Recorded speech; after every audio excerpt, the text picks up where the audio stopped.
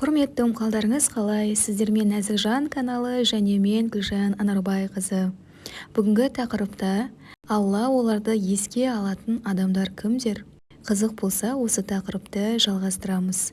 Алдымен менің каналыма тіркеліп, лайк басып, пікір қалдыра кетіңіз. Бұл бақытты адамдар кімдер дерсіз? Әрине, мен де білгім келіп тұр. Олай болса, кеттік. Әрине, олар жаратушысын еске алушылар. Мені еске алыңдар, мен де сендерді еске аламын.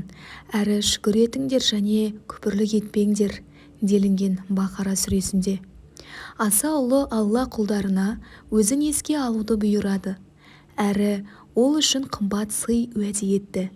Бұл сый Алла тағаланы еске алғанның әрбірін Алланың өзі еске алуы. Алланы еске алу уақыт, жағдай, орын таңдамайды.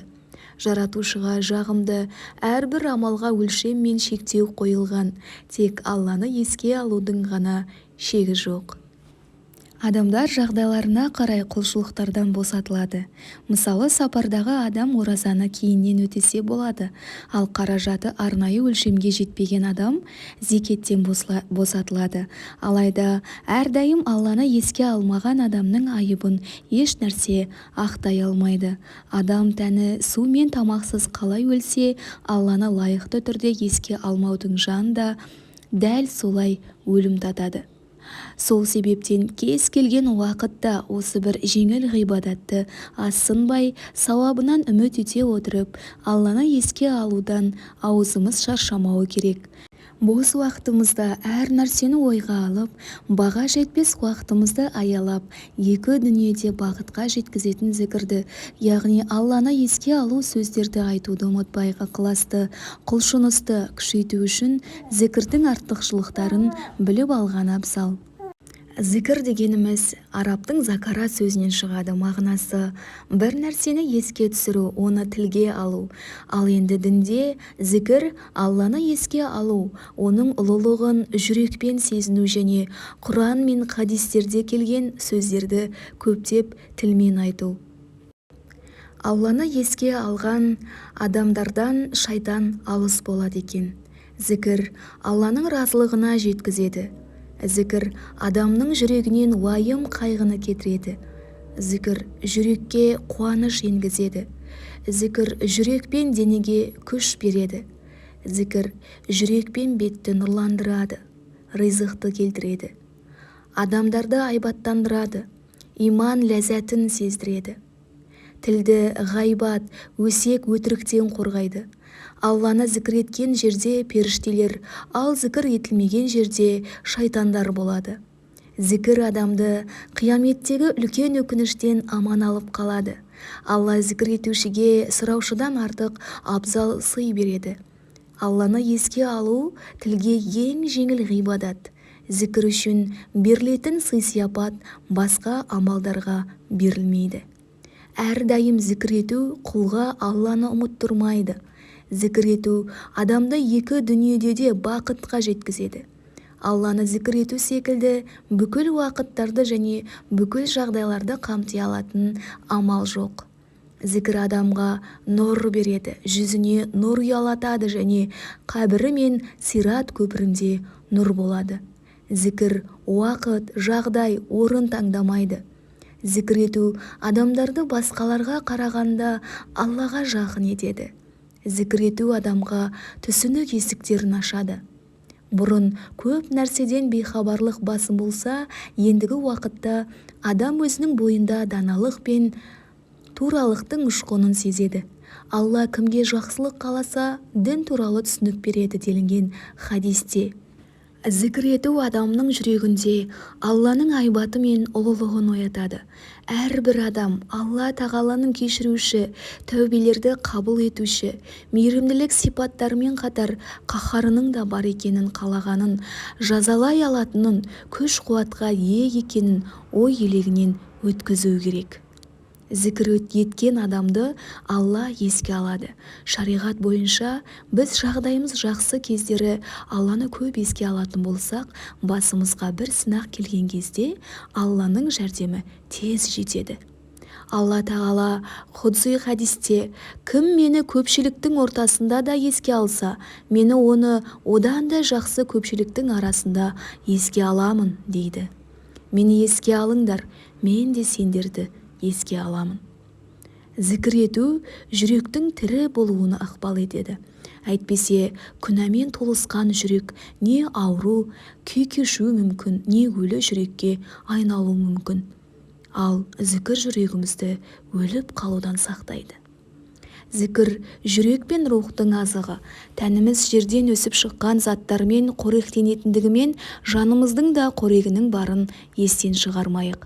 Ол әлбетте зікір. Зікір жүректі таттан тазартады.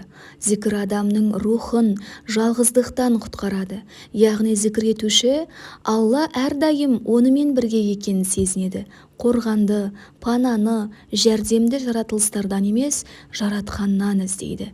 Жай уақытта Алланы зікір ету қиындық кезінде Алланың көмегіне себеп болады.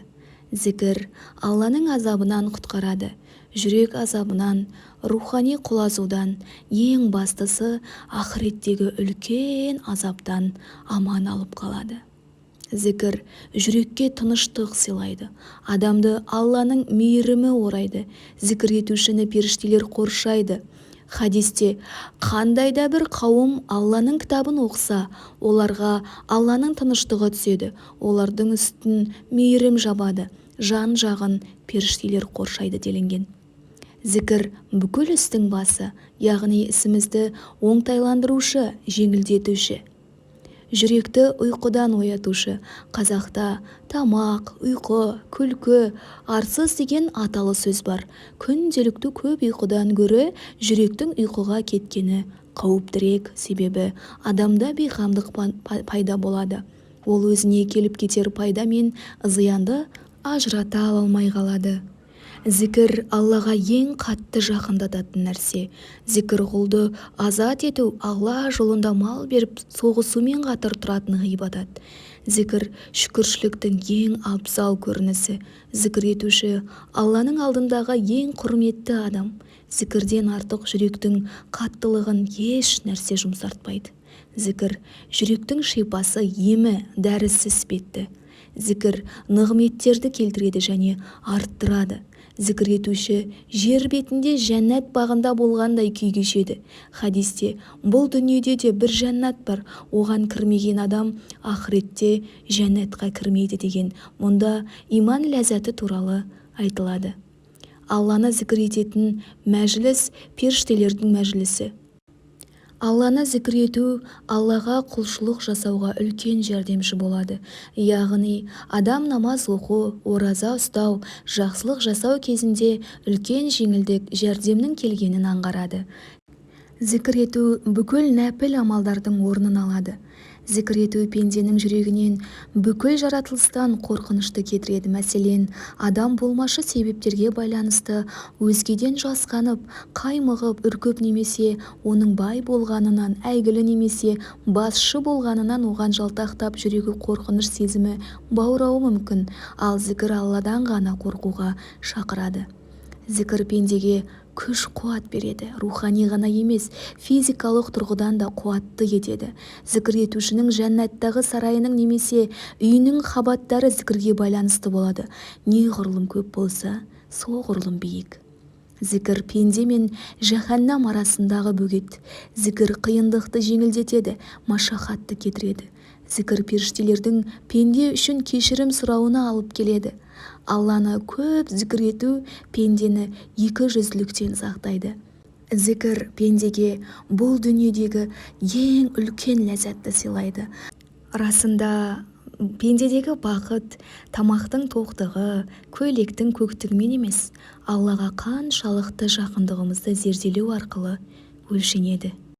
Құрметтім, зікір айтып жүру осы өмірімізге ғана емес, ақыретімізге де соншалықты бізге сауаптардан жазылатыны және соншалықты Аллах тағала бізге нығметтерін беретіндігін туралы айтылды. Сол үшін де күнделікті күнімізде уақытымызды босқа нәрселерге жұмсамай, күнделікті зікір айтумен уақытымызды өткізейік. Сіздермен болған мен Нәзік Жан каналы Гүлжан Анарбайқызы. Келесі кездескенше аман сау болыңыздар.